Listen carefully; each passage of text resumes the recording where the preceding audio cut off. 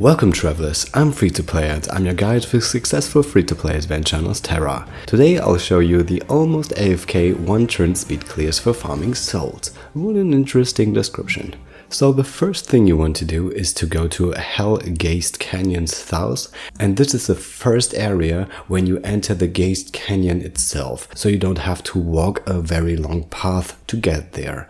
Why do you want to go there? Because you have enemies which all have the same weaknesses to these 4 attacking types.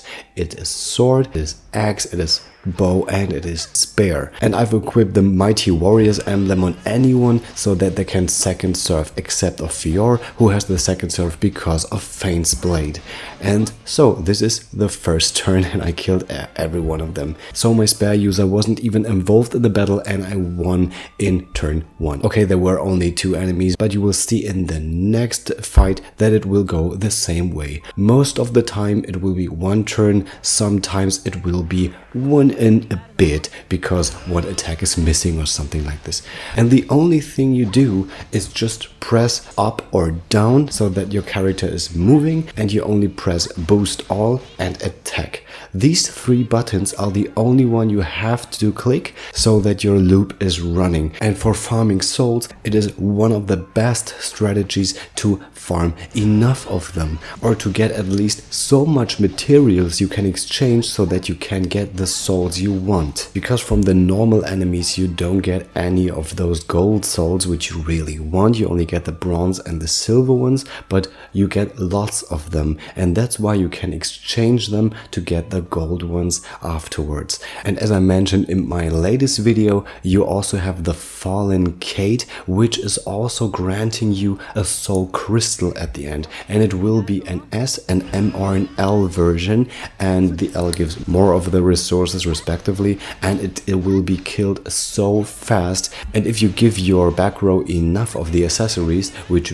boost your leaves at the end of the battle, you can get to 55% more, which increases the leaves a lot. You have 160,000 leaves from only 1 battle, and the other battles will grant you like 3,000 or a bit lower, a bit more, and from selling all these items you get even more leaves. So this method gives you even the opportunity to buy and forge these hell weapons. I just show you how much everything is worth here. You have the soul crystal S, and I found like 4 of them in the last 5 minutes, and these are worth 80 of those fragments, and you get one of the gold ones for 160. So you will get enough of those in no time. And if you sell all the other ones which are only silver, which you almost don't need at all except from raising the damage to hell enemies, that's the only thing you really want to have, then you can sell all the other ones. So with these fragments I just exchanged from 5 minutes, I can get 2 of those golden souls right now. Okay, let's take a look at the team composition now so that you get a better gist of what I have been doing here. I have Richard, but you can exchange him for Ramona if you want to have a healer in the back. But Fior with Beastly Scar 5 was enough for that. But if you want to increase your damage output, then you can also use Nicola if you have her instead of Richard, because her passive is increasing the front row's attack by 5% and not 15, but it's totally fine here. As I said before, I gave everyone except of Fior a hell weapon, and I wanted to make it as strong as possible. Here with Cardona I only equipped a crit up because I didn't get a physical attack up yet, but this has already been changed in like 10 minutes before I made this recording, so she's even stronger now.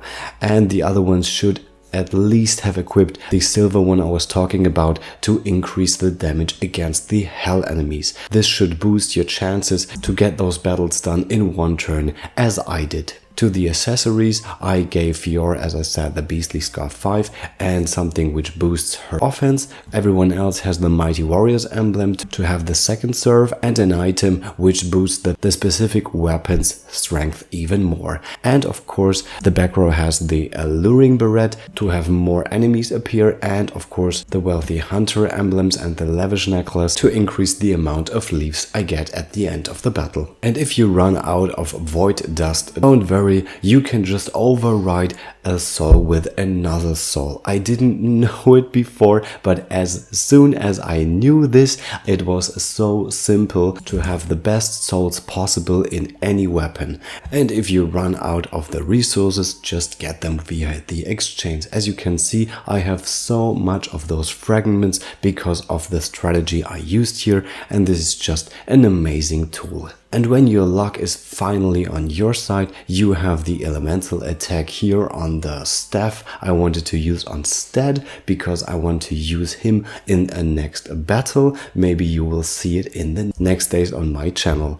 And now I'll just show you what the difference is between a Hell weapon with an increase in elemental attack and the increase in the Dusk Fall, which is the skill I want to use preferably. So I'll just go to this one who has the dark weakness, and I use the Dusk Fall with the Inferno weapon, which does 15,000. Now I equip the fully powered Hollow one, which in the moment does not have the 10% up to Hell enemies right now, but you will see that I do mostly 6,000 damage more than with the other weapon. This is just huge. If you have any other questions regarding this topic, please write them in the comments or write in my Discord group. And if you'd like this channel to class up, I really appreciate a subscription and thumbs up. See you next time. You're free to play.